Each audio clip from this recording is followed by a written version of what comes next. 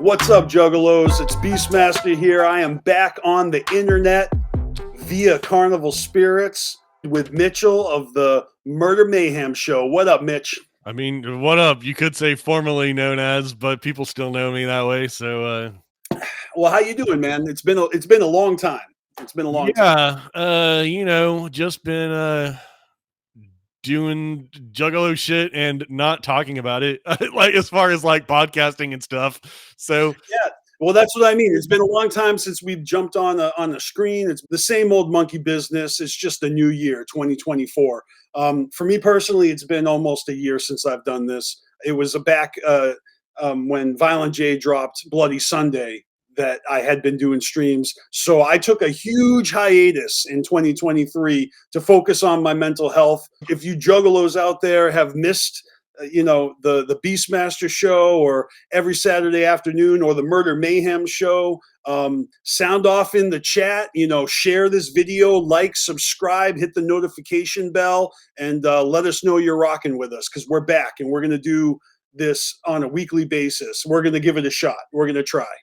I mean, people always tell me still that I mean, shit, when I went to this is fucking name drop time, but when I went to the Three-Headed Monster tour last year, I talked to Darby O'Trill and Shaggy the Airhead at their merch booth, and I would have never expected them to know me, but they did because of my podcasting stuff, even though I hadn't done it in a few years. And I knew one of the only guests I ever had on my show was Devereaux, and I knew that Devereaux and Darby were like big supporters on Twitter. Like, I knew that they were aware of my shit, but I would have never expected Darby O'Trill to like recognize me at a show, especially because I had this crazy facial hair and shit. You do look like yourself. I mean, you look a little like what's his name, John Candy in his late years, but Okay. That's horrible. That's horrible news. You look like John Candy right before he died of a fatal heart attack. That's what you look like. But that's just the beard, Part of my whole impetus for getting into this shit in the first place was because I needed more people to kick it with at shows. Because like back in high school, getting into Juggalo shit, that was like my crew of Juggalos, and this is like, I mean, I'm really getting to. I first heard about ICP in '99. Like that was when I first started getting into ICP. But as far as like really getting into this shit with like going to shows and shit all the time during like the early 2000s and stuff, while I was like in middle school and high school and shit, that was like my crew of Juggalos that I went to shows with. But then just over the years, I'm the only dude that stuck around still doing Juggalo shit all this time. So it's like I'm going to shows by myself all the time, and it's like I would like to be able to have people that I could run into at shows and giggle with. And you all, if you go to Juggalo shows alone, you meet people there, and that's cool. And you can just like fuck around and say what's up to whoever. But I really started getting into podcasting when it's like, all right, I've been part of this community for so long. I would like to connect with these people on a deeper level. And it worked. And I did. And now when I go to shows and gatherings and stuff, I run into people all the time, and it was a great thing for me. So you've got a great voice, and your show has proven to be a hit with the community. I've been a fan, and just like you, doing this has been a way for me to connect with Juggalos. And it's funny because a lot of people will listen and some people will join in. So I'd say that this is the beginning of the next chapter of that. You and me are going to chop it up. We're going to try and invite some people to join us. So, I used to do the weekly Beastmaster show with a special guest every week. We'll try to get special guests again. We will. But until then, let's just chop it up about this past year that we've been quiet during. 2023. I mean, like you said, last time you streamed, I guess, was when the Bloody Sunday album came out. That was pretty much the first big release from Juggalo world in 2023, I think. My memory of it was that Jay kind of announced that shit at the end of 2022. They had the Bloody Sunday show. We thought it was just a show. Then we found out it's an album. When the album came out, how do you feel about Bloody Sunday? Were you a fan? I n- not no. I mean, I don't think it's a. I don't think it's an amazing album. But with every release, I digest it very like clinically. Like I'll listen to it all the way through from start to finish. That's the first time, of course. And then I'll go back and listen to like a few tracks that jumped out at me or whatever. Go back, listen through it again, sit on it for a few days. I've never been a person to say this album is I need this album really quote unquote grew on me. That's like a phrase that I don't like because I don't believe in that. I don't believe in this thing of like I'm gonna listen to this over and over and over again until I force myself to like it. But I do believe that your taste in something can change over time. It's not the number of listens. It's coming back to it, listening to it, stepping away from it for a while, coming back to it again, listening to it for a few more times. Eventually, you'll be driving in your car and like a hook will pop in your head and you'll be like, oh, that is pretty catchy. Like, I do want to go back and listen to that one again. I agree, but honestly, shit does grow on me. Like Clown Blood struck me as an odd song, but after because one of the first singles being released, I heard that one a bunch before the album came out. By the time the album came out and I heard it in context of the album, I liked it a lot more than I did as just a single, you know? Yeah, and that's definitely a thing too. But even that, I would put in a different category from like growing on you. That's like hearing it in a proper context. That's like the other single that the one that they put out. I think either at Hollow Wicked or Bloody Sunday was the Harrowing Time single. I think, Yeah. and that's one that's like a very, I think, strange choice for a single because on its own it is kind of a weird song, but in context of the album, I do think that's a song that works better. But to go back to the question, uh I listen to that album now, and that's probably about like half and half. I mean, I could pick out probably I would have to have the track list in front of me to really get specific, but I could probably pick like 5 or 6 songs from that album that I like. So I call that I call that a win. If I can pick like 1 or 2 tracks out of an EP, then it's like that's pretty good. I mean, like I like jumping forward the Whoa EP that has like 3 or 4 songs on there that I fuck with, but it's only like 7 tracks long or whatever. So it's like that's pretty damn good. I think you're doing pretty good to have 3 or 4 good tracks. But if it was like an LP, like if they put out like a Joker's card that had like 3 good tracks on it, I'd be like, man, that is But that's never a happens. week. I don't think that's happened. Some That's might. never happens. I don't think that happens. Some I mean, like I had kind of the hot take with Yum Yum that it's the what I was calling the weakest Joker's card, but I'm using the term weakest, not shittiest, because it's like, look where the bar is. To say it's the weakest doesn't mean that it's shitty. I still like probably like 60 to 70% of the tracks on there. ICP has always grown and changed and evolved and experimented, and they're not afraid to make a whack track, you know? And especially anything that's not on a Joker's card, it's fair game for that experimentation, right? And so a solo album, this is Jay letting his freak colors fly. You know what I mean? Like he's not restrained to any of the pre-laid out, plans of Joker's cards and the themes.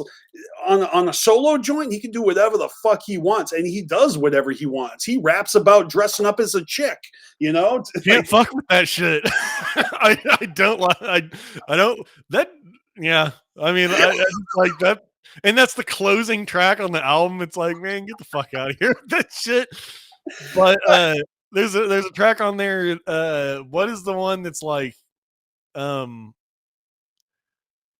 horrendous ways where it's like the 3 deaths? Yep. That shit is awesome. That's like some ICP sounding shit to me. And it doesn't have to be ICP sounding shit for me to like it.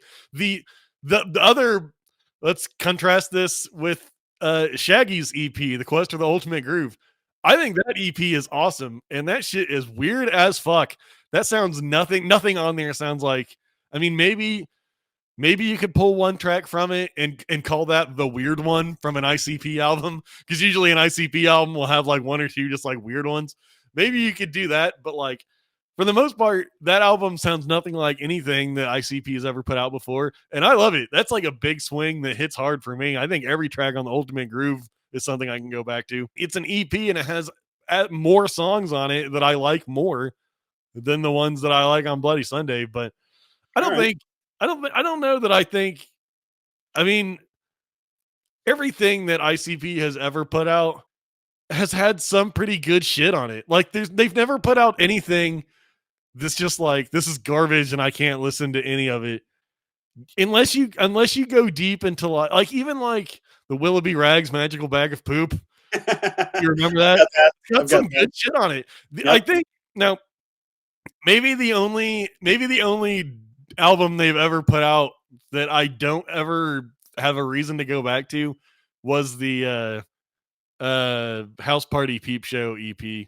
But I think we talked about this before on like when it came out. That's like maybe the only album that like I can't like go back to that much. That album is so unique, just the way it was made. And if Uniquely, yeah, uniquely shitty, I was going to say. But well, dude, it's a social experiment. They did a live stream. They had the audience vote. They literally, it was like color by number. You know what I mean? and it proved the exact reason why albums are not produced that way. It's a fucking mess. The takeaway I got from that is don't let Jumpsteady make decisions on music. That's not his job. It was horrible because even during the production of it, it's one of the songs and it's like, and I don't remember exactly what the choices were, but it's like, do you want high pitched vocals, funny sound effects, a feature from Ouija Mac, or like a skit in the middle of the song? Those are like the four choices. And then in the middle of the discussion, Jumpsteady's like, I think you should make another option for all of the above. And they're like, okay, and that's what won. And I believe the song is My Forehead. So if you listen to that song now, it's got dumb shit in it. And it's like, man, Jumpsteady just totally fucking wrecked any chance this had of being cool. Yeah, I agree. But that EP also has 3 tracks on it that weren't part of that. And even those, look, I'm gonna stop you right there and say that I like those songs. Okay. Yeah, I mean, people might disagree with me on that, but I trust the sensibilities of these guys who have been doing it for 30 fucking years. You know, I've never felt like I had the right to insist or complain about their creative output. If anything, they have been the model for do what you want to do, make what you want to make, say what you want to say, and give a fuck less what people think about it. And so when the I say the Diamonds Reigning era ended, and 20 years ago when the Hell's Pit era began, there was a sense for me that, okay, the journey has come to an end. Where do we go from here? What's next? We don't really know if anything's ever going to be the same again. And it never was, you know, if anything.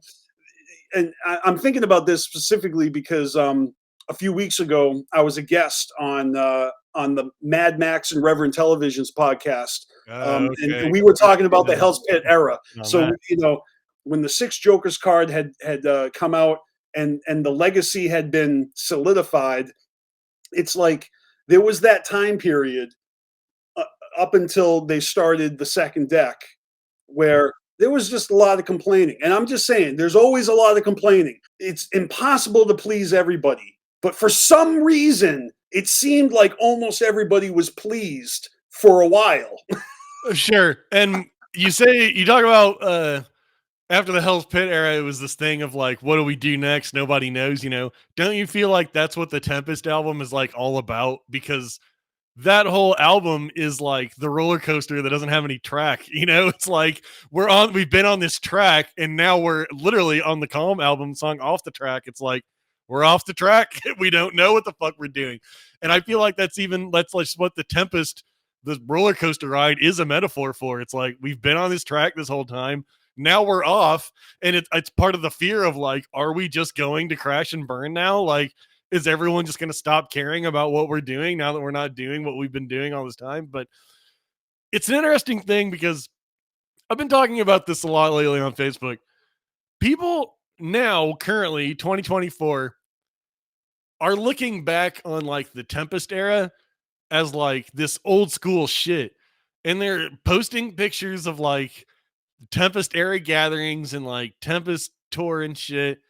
They're posting it like, man, I miss those those OG Juggalo days and shit. And it's like, I'm not hating on them for that at all. I don't want anyone to think I'm saying like, fuck them for that or anything. I'm merely saying that it's an interesting thing for me to see as an older person, because at that time, like you literally just said, you just said this because because you were there. At that time, everybody was bitching. It was not like that. It wasn't like in that time in the Tempest era, it was not this thing of like everything's awesome. It was a thing of like, man, this new shit sucks. The Joker's cards are done, blah, blah, blah. Mhm. But now, by virtue of being so old, people look back on it now wistfully. Yeah.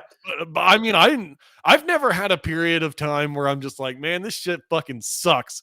I mean, there's been periods of time where when the Tempest came out, I didn't like it as much as the Joker's cards because it wasn't a Joker's card. That's why I love this like new deck of Joker's cards. I think it's a great thing. You see a lot of people that complain about it because they're like, man, there's only 6 Joker's cards to me, and it's like, okay, but the Joker's cards are just so much more interesting to me than the Tempest.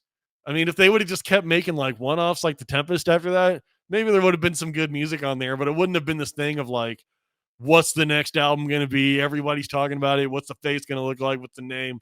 What's the message? Look, when they didn't have the second deck, it seemed like the Tempest was an attempt to kind of like exploit a circus event, or like a carnival, like a tilt-a-whirl, a tunnel of love, a house of horrors. They made the whole album, the theme was one carnival ride, whereas we used to just get a song for that carnival ride, and we did. I mean, Ride the Tempest is a song, but they made it the whole album. And then because the Tempest is like, also a storm, they played off of that with Calm Before the Storm, and then The Eye of the Storm. So you had your EPs before and after, which kind of treats the Tempest like a Joker's card, kind of. Yeah, it was its own like mini like thing, but they know. I mean, other than I mean, it doesn't sound like they don't say Juggalo on that album at all, and I don't know if that's a choice or just like a weird thing that happened, but it doesn't sound like a Joker's card album, nor necessarily should it. I mean, it is Well, its I'm own not saying thing. that. I'm not saying the music is. I'm just saying the formula of doing full-length albums Yeah. and then supporting sideshow EPs in between them. Um, I think it became obvious to them after the Tempest that they needed to go back to that template of 6 Joker's cards, and obviously they landed on the 665 thing. They didn't reveal that to us until around the Fred Fury era, but who knows. Okay, let me throw this out there. I had the assumption that when they were still unveiling the first deck, that they had it all preconceived ahead of time. Okay, like they knew it was going to be the Wraith all the way back when they were doing Carnival of Carnage. They knew it was. I just assumed that they had their concepts laid out, but when it comes to the second deck, through interviews and exposure on social media, I kind of had my eyes opened, realizing that they're going Joker card to Joker card without knowing what the next Joker card is going to be. And to the extent where they even were like, hey, let's have a contest, name the next Joker's card. Like, do you remember when they Oh, did it? yeah, that was just a thing for, like, Ruby. It was like a contest she was having. I Right. don't think that was for them. As far as having it all planned out for the first 6, I mean, Jay talks about in Behind the Paint where he was, like, freaking the fuck out during, like, the Bazaar era because he didn't know what the 6 Jokers card was gonna be. The resolution for that is that he said when he eventually did like realize that the six Joker's card is death, that it occurred to him that the reason he wasn't like receiving that message, as he always puts it that way, is because it was already there all along. Like it had already been told to him. He just wasn't like decoding it or whatever. But so I mean, maybe there is some of that going on to an extent. But I saw like this dude Gary. This is like deep cut Juggalo nerd shit, but like the guy that was doing like the final illustrations of the Joker's cards and shit. Like, you know how that process works where it's like Shaggy will sketch this out, but then it's this dude Gary that like digitizes it and like makes it look Yeah, nice. yeah.